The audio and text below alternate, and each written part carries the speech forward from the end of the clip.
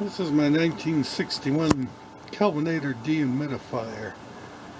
I just cleaned it all good and rewired it. After 59 years, the wiring was finally given out on the poor thing. Kelvinator didn't make this themselves. It appears that the manufacturer just used masking tape to put their part number on the darn compressor. When I first got it all back together and rewired and turned it on, I had no fan motor. I messed with the wires a bit after I unplugged it, and that started working again. I don't know if you can see the label on there here.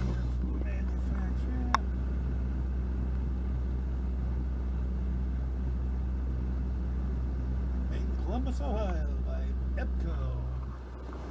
I want to use it because it's got an actual drain tray, where my other one, it drips into a tray that the garden hose hooks to, and it's always full of water that's half stagnant at the bottom.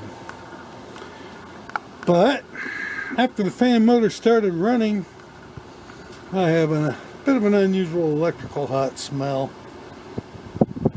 This has no humidistat. It's just on all the time or off all the time. So I'm pretty sure the start relay's never had a ton of use in its life. But I think I'm gonna end up changing the fan motor before I put it in service. Okay, so I went and got what I had on hand that was close to the same amperage as the motor that was going bad on this thing. It is different than some of these old Morrill motors. These are much thinner this way from front to back. Also on this old one, I don't know if we can get it where you guys can see the print very good or not. See, it says 37 watts and 0.51 amps. Well, that must have been the actual wattage it used back then rather than the output wattage like they're rated now. That would be real close to a present Morrill 9 watt amperage draw. I had extra holes down here, so I was able to move the motor back. Might be running a little faster, making a little more air noise. I can't tell for sure, but we'll run it for a little bit and see what happens. Here she is with her cover all back on her.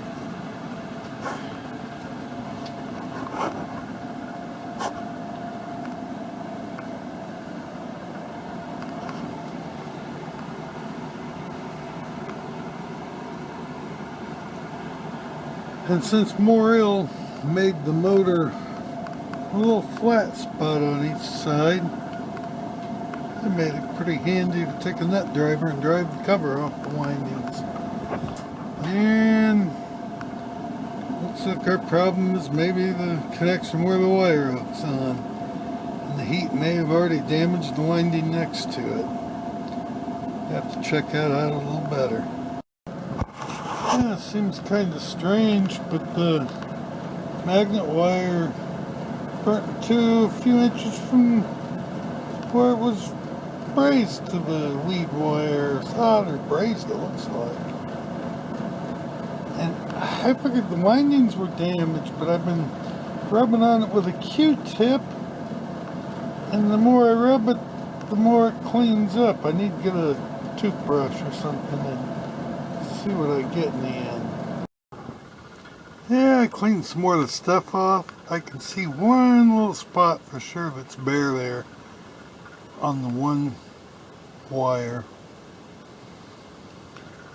But unfortunately the wiring coming up here is getting all dried out where it's been hot in the motor, and down inside is a retainer to keep it from being pulled out of the motor and jerked out.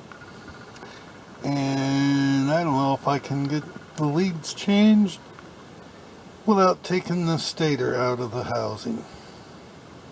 Might be able to if I can pull it through that retainer and forget about trying to put it back through the retainer, the new wire. And it's not worth it anyway, but